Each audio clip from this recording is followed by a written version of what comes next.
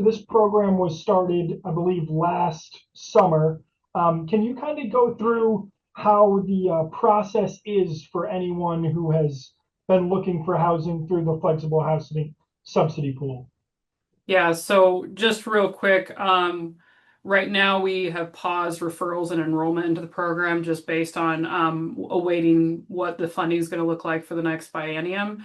However, when we initiated the program, we worked with a network of providers in our community that we identified as referring agencies who could work with folks who were experiencing homelessness to complete referral paperwork to submit to the Flexible Housing Subsidy Pool program. And so the grant dollars we received from the state had eligibility criteria that was only based on the housing status of that household. So that was the only criteria we needed to take into consideration when determining a household eligibility, and that was that the person met a certain definition of homelessness.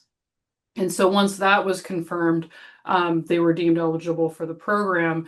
And based on capacity, we would then enroll folks into the program itself while working with the referring agency to identify any supports that the referring agency could bring with them. Then the program itself has staff that are housed at the county, a program coordinator and a housing navigator. And we then contracted out to experienced housing providers in Benton County. We did that through a notice of funding opportunity to provide case management supports for those households. So that's Corvallis Housing First and Faith, Hope, and Charity, with Corvallis Daytime Drop-In Center providing that support from a referring agency component and being a place where we could send people for drop-in supports as they were transitioning into our program. So once the households were enrolled into our program, we would then assign them to a case manager with our contracted providers. Working with our program coordinator and our housing navigator, it created this multidisciplinary team to make sure that we were coordinating the funding through the grants we were receiving, along with developing relationships with property managers and property owners, and making sure that we have that supportive case management services through agencies who have a long history of providing that in our community. So it's a very collaborative process. We that wraps around that household as they're transitioning into housing search and actual placement into housing. Gotcha. I have the press release, which obviously mostly focused on the flexible housing subsidy pool.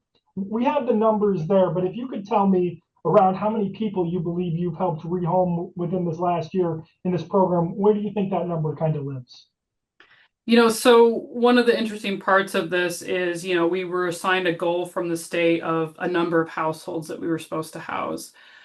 Even in the beginning of that, there was some need for clarification. Does this mean people or does this mean households? And so we wanted to make sure that we were prioritizing populations that were overrepresented in our homeless population. And that was one of the assignments from the state was, where do you have folks that are overrepresented experiencing homelessness in Benton County? And actually, what came very loud and clear, in addition to the quantitative data, but the qualitative data about through the community planning process we went through, was that we have a significant overrepresentation of families with children in our community experiencing homelessness. And so we leaned in and partnered with our school district because they, through their McKinney-Vento program, had a lot of data that wasn't being represented in the quantitative data that was available to us. And we received many referrals for households with children that were experiencing homelessness. So when we say 54 households housed in Benton County, that does not give the whole picture, because we are serving a significant number of households that each of those people in that family needs supports in a very individual case plan, strategy. And so the caseload is significantly larger in the fact that from the numbers that we have based on the number of people in a family identified was 122 people. So that's basically what we've seen from the leases that we are supporting with the rental assistance through our program, is when we go through that, we see that we have secured and are continuing to secure housing placements for over 122 people. That's awesome. Fantastic. Um, I know you mentioned referrals are kind of paused right now based on, I'm sure, the amount of families and people that you've helped. Is there any way people can, if they're interested or they need assistance, how do they kind of go about that with you guys right now? Yeah, one of the things we've been working with our network of providers as we've leaned into this position of providing coordination and collaboration around the resources in our community is providing strategies to our providers about how a person can start to prepare for a housing search. And many times, folks that are experiencing homelessness um, may not have a full record of the various things that they're going to need to have when it comes to applying for an apartment. And so things like basic items like getting an ID, getting your social security card, your birth certificate, doing a credit history to see what kinds of barriers you might have that would be reasons for a property manager to screen your application out. Having that essentially a folder of those things with you when entering a rapid rehousing program is critical because we are trying to rapidly rehouse folks, but we have realized that some of these barriers take many, many months, if not years, to resolve. And so when we're given very tight timelines with grant funding and also tight timelines that come from the property managers and the property owners themselves, sometimes those barriers, even though we are a housing first low barrier program, the placements that we are hoping to get households into present their own barriers that we don't have control over the timelines for that. And so what we can do as a network of providers when people come in through our front doors and for drop-in supports is, a basic checklist of things that people should be working on that can be supported by our various different providers. So we've been when we first closed down referrals, we sent that information out to our folks that are referring agencies to say, like in the meantime, these are the different steps you can be working with folks to make sure that they have access to that. And we, through data systems, can we hold on to some of that documentation for folks? Because when people are moving from place to place, keeping those, essential documents can be a very challenging situation for them. You mentioned the basic checklist. Is that just the stuff that you had mentioned, the ID, the social security card, things like that? Or is that more detailed, or is there more to that? The basic things that you need to be able to apply for an application, right? What we find is there are just some documents you absolutely need to have to be able to submit an application for a rental unit. Then we talk about the results of a screening. So that's what happens next, right? We can submit an application. For the most part, people will come into our program and we can pretty rapidly start submitting applications. If we know ahead of time what may come up in a screening for an apartment unit, we can get, sort of out ahead of what might be a barrier for an approval. And so those are the types of conversations that can happen in an outreach setting, meeting people where they're at in the community to understand, their goals around housing, but also what potential barriers might come up, not from barriers to get into the housing program, but barriers to be working with a private rental unit. And what can we start to do with that household to work on those? And many times, reviewing those barriers can be a traumatic experience for households. These come with, stories and various things that happen to them throughout their life that can be very challenging. So it can't just be done in one sitting where we're gathering this information with somebody. This is a process of developing trust with this household, working through the challenges that they're going through outside of their housing search process. So it takes a lot of time to get to a place where we can start moving forward with resolving some of those barriers. And then even after we've done that and we submit applications for apartment units, the results of receiving a denial can be devastating for that household. We want to prep them that that's going to likely happen, that's sort of a process. We have to get the denial, then we have to work through an appeals process. but it can feel very traumatic in that instance. And so even getting them willing to apply again can take a process to regain that trust and regain the hope that this is a possible opportunity for them. Thus far, you've kind of mentioned, the timeline. We had a year pretty much to get this, and you even went above and beyond the goal. So I want to say congratulations on that. What has been, because there's so many uncontrollable elements in these situations, right? You have so many partners that you work with to get this situation figured out. What do you think has been the most challenging part for your organization as a whole throughout this process? You know, one of the unique things that this funding opportunity brought was the funding, right? So we overcame that barrier. We have funding for helping folks.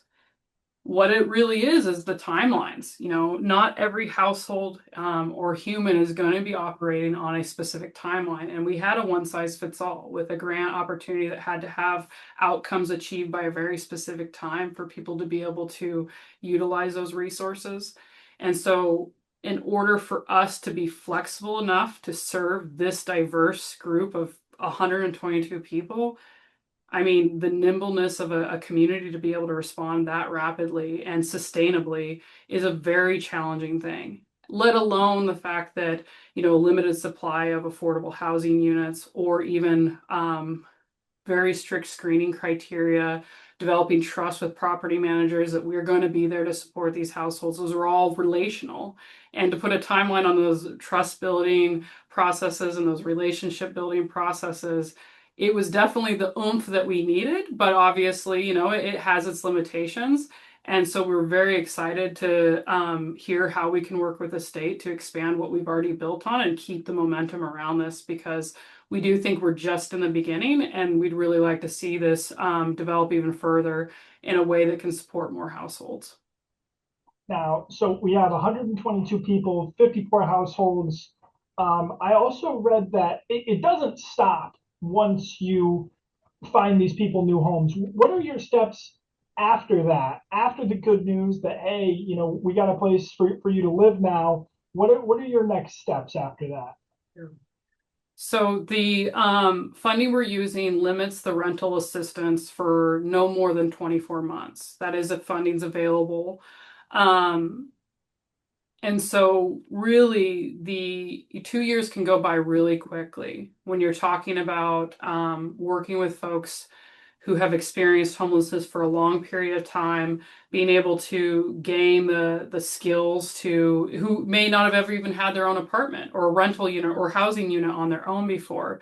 So developing some of those critical self-management tools to maintain a household, to find income or get into other programs that have long-term rental assistance that goes beyond the limit that we have of 24 months. That's going to be a lot of work to accomplish in those 2 years. And so we want to make sure that our success doesn't stop at getting somebody into the housing, because right, it's a circle. We don't want people to fall back into homelessness either.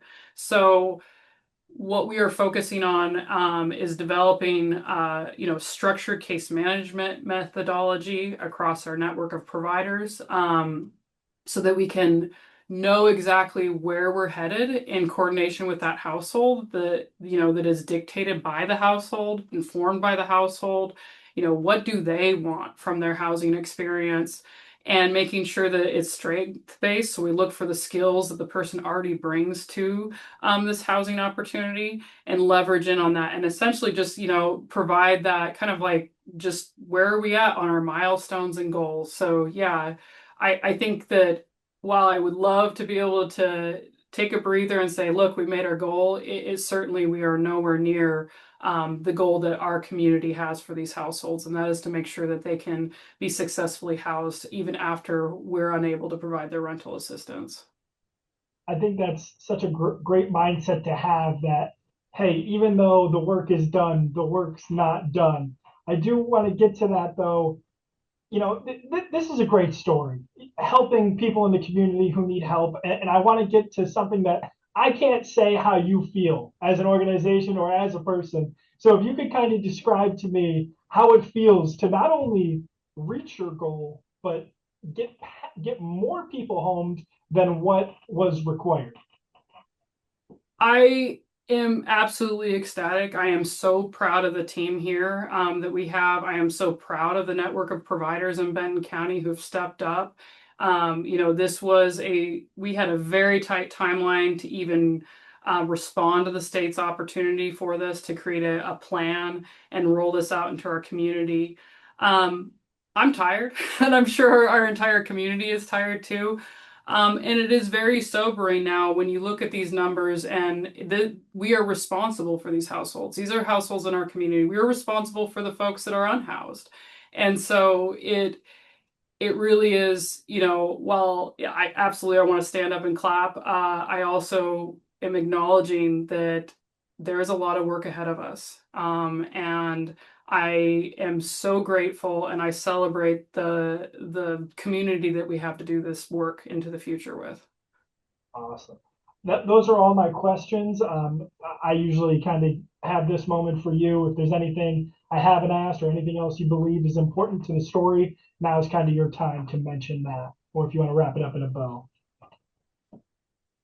I just think that this has been an amazing learning opportunity. I'm proud of the county itself for stepping into this place of being like really actively working with our homeless and housing providers in such a out front way, that I'm just really proud to be part of this agency.